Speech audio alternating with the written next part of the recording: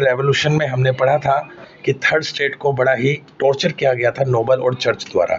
अब third states के लोग जो थे उनकी ज़िंदगी बड़ी ही दबी हुई चल रही थी। वो चाहते थे हमारे देश के अंदर भाईचारा हो, एकता हो और इक्वालिटी हो, फ्रीडम हो। अब क्या करें, ये बात वो कैसे पूरे यूरोप में फैलाते थे। अब यूरोप जो था उसमें सोशलिज्म कैसे आएगा, तो यूरोप को जो है वो 3 सोसाइटी में बांटा गया, लिबरल्स, रेडिकल्स और कंजर्वेटिव। लिबरल्स जो थे वो चाहते थे चेंजेस हो, सब पावर अमीरों के हाथ में ना हो और सबको वोट करने का अधिकार हो।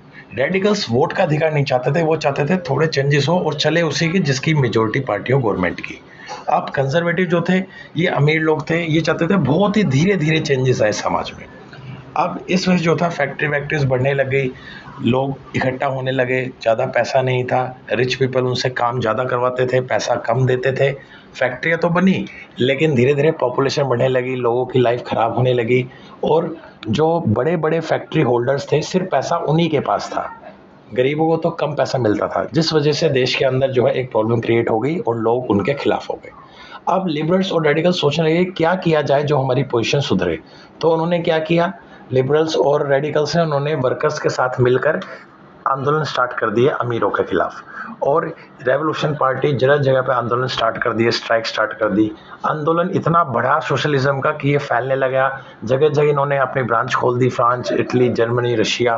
तो अच्छी तरह से इन्होंने सोशलिज्म को फैलाया मिड 19th सेंचुरी में। अब लोग सोशलिज्म की तरह अट्रैक्ट होने लगे, क्यों? क्योंकि सोशलिज्म से हर एक बंदे को इक्वल राइट्स मिलते थे, समाज में रहने का एक अच्छा संभव मिलता था।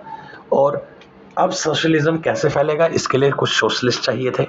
तो सोशलिज्म जो था, सोशलिस्ट वो लोग होते हैं जो सोशलिज्म को प्रमोट करते हैं और ये कहते हैं कि रॉबर्ट ओवन पहले सोशलिस्ट थे जिन्होंने कहा कि कोऑपरेटिव कम्युनिटी बनानी चाहिए।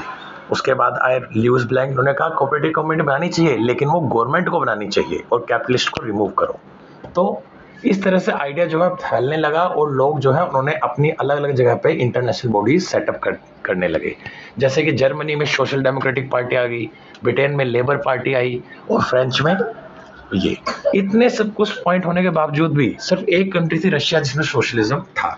अब रशिया में ही क्यों फैला, क्या कारण थे, तो आइए इसको डिटेल में पढ़ते हैं।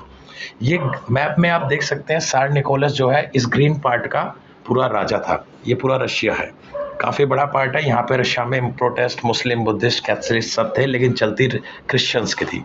अब देखिए क्या हुआ, वहाँ पे लोग खेती करते थे तो फैक्ट्रियाँ कम थी सिर्फ पीटरबर्ग और मॉस्को में। अब जो थी 1914 तक फैक्ट्रियों में औरतें भी काम करती थी, 31% औरतें वहाँ पे काम करती थी। वहाँ की सोसाइटी कैसी थी रशिया की, वहाँ पे लोग खेती करते थे और सारा पैसा नोबल और चर्च को ही मिलता था।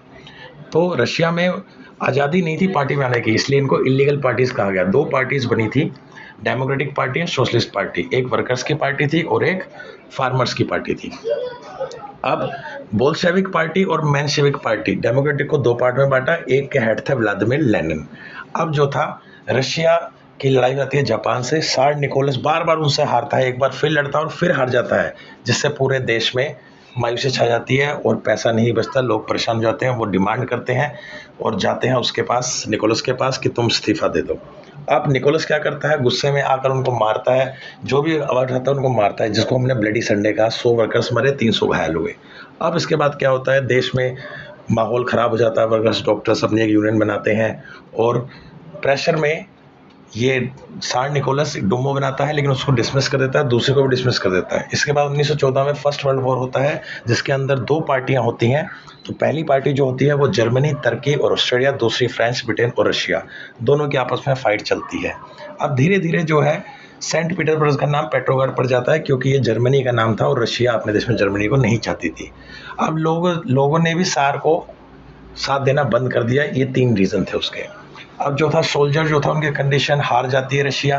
14, 16 और 17 में क्या होता है, बैंक बंद हो जाते हैं, लोग मर जाते हैं, क्रॉप जल जाती है, रेलवे लाइन टूट जाती है। तो काफ़ी कंडीशन ख़राब हो चुकी होती है वहाँ के लोगों की। अब धीरे धीरे वो अपनी सरकार के खिलाफ हो जाते हैं। रशिया में जो था एक नदी थी पेट्रोग्राड में, नीवा रिवर, जिसके एक तरफ अमीर लोग रहते थे, एक तरफ गरीब लोग। ऊपर से सरकार ने गरीबों की फैक्ट्रियाँ भी बंद कर दी थी। अब बेचारे क्या करें, तो वो सब इकट्ठे होकर अमीरों वाली सोसाइटी में जाने की कोशिश करते हैं। उनको सोचते हैं कि वहाँ जाएंगे तो कुछ काम होगा, लेकिन वहाँ की सरकार जो है उधर बैन लगा देती है और उनको वापस जाना पड़ता है। गुस्से में आकर सार क्या करता है, उसने जो असेंबली बनाई थी डूमो की, वो उसको सस्पेंड कर देता है। इससे डूमो के सदस्य भी सार के खिलाफ हो जाते हैं और वो डिमांड करते हैं कि भाई आप जो है सार, आप जो है अपने पद को छोड़ दीजिए, अब से अब नहीं चलेगा। और सार जो है अपना इस्तीफानामा दे देता है और सरकार को छोड़ देता है। जो बोल्शेविक पार्टी थी इस बीच वो प्रोविजनल गवर्नमेंट बन जाती है और प्रोविजनल गवर्नमेंट जो है बोल्शेविक के अगेंस्ट लड़ाई लड़ती है। बोल्शेविक का लीडर था व्लादिमीर लेनिन। वो 3 डिमांड रखता है और सोचता है कि इस टाइम डिमांड रखूँ तो मैं जीत भी जाऊंगा, और वो 3 अपनी डिमांड अपनी बता देता है। इन 3 डिमांडों के बाद वो जीत जाता है अपनी कम्युनिस्ट पार्टी बनाकर बोल्शेविक, और सारी की सारी पावर जो होती है वो लेनिन के हाथ में आ जाती है।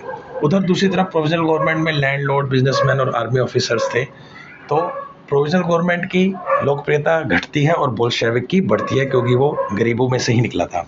अब वो अपनी एक एमआरसी बनाता है जो लोगों के लिए काम करती है, लेकिन होता क्या है, वो कहता है कि मैं अभी आंदोलन करूंगा, लेकिन उसकी डेट नहीं बताऊंगा, इसको वो एक सीक्रेट रखता है।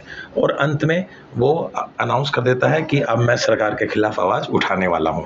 और जब सरकार उसे भेजती है अपने मिनिस्टर को, तो वो उनके मिनिस्टर को कैद कर लेता है। तो बोल्शेविक का पूरे देश पे कब्जा चल जाता है और वो बैंक को नेशनलाइज कर देता है, लैंड को डिक्लेयर करते हैं गरीबों के लिए। तो वो कहता है अब इलेक्शन हो जाए और जो जीतेगा सरकार उसकी बनेगी। उसे पूरा भरोसा था कि मैं इलेक्शन जीत जाऊंगा, लेकिन होता क्या है, उसको तो बेचारे को मेजोरिटी भी नहीं मिल पाती, जिसकी वजह से वो काफ़ी निराश हो जाता है और बड़ा गुस्से में भी होता है। और गुस्से में वो अपनी जो उसने असेंबली बनाई थी लोगों की, उसको डिसमिस ही कर देता है। अब इससे क्या होता है, लोग भड़क जाते हैं। बोल्शेविक का जर्मनी के साथ भी वो आंदोलन कर लेता है। अब जो था, बोल्शेविक ने कहा कि जो मेरे खिलाफ बोलेगा मैं उसको मार दूंगा, इसलिए उसने अपनी एक फोर्स बना ली। अब देश के अंदर ऐसे हुआ, उन्हें ये भरोसा नहीं था कि बोल्शेविक हमारे साथ गद्दारी करेगा देश के लोगों को। तो सिविल वॉर होता है, इसमें 3 लोग पार्टिसिपेट होते हैं पूरी सोसाइटी में, रेड, ग्रीन और वाइट। रेड पार्ट जो होता है वो बोल्शेविक की पार्टी का था, ग्रीन जो होता है वो फार्मर्स थे, और वाइट जो थे वो सार के सपोर्टर थे। तो वाइट और ग्रीन को तो सपोर्ट करते हैं बाहर से भी, क्योंकि वो चाहते नहीं कि इस बोल्शेविक की पार्टी बने। लेकिन बोल्शेविक 1920 में एक बार फिर खड़ा होता है और इलेक्शन पूरे जीत जाता है और सारी पावर उसके हाथ में आ जाती है। अब वो फैक्ट्रियों को बढ़ावा देता है, सबके प्राइस फिक्स कर देता है 2 साल के लिए, 5 ईयर प्लान्स।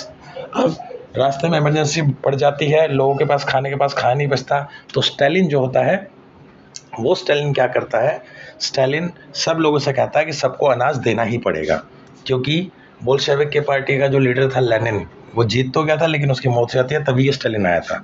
अब स्टालिन कहता है कि भाई तुम्हें सबको मुझे ही अनाज देना पड़ेगा। तो इस तरह से देखते हैं कि ग्लोबल इन्फ्लुएंस क्या हुआ रशियन रेवोल्यूशन का पूरी दुनिया पे।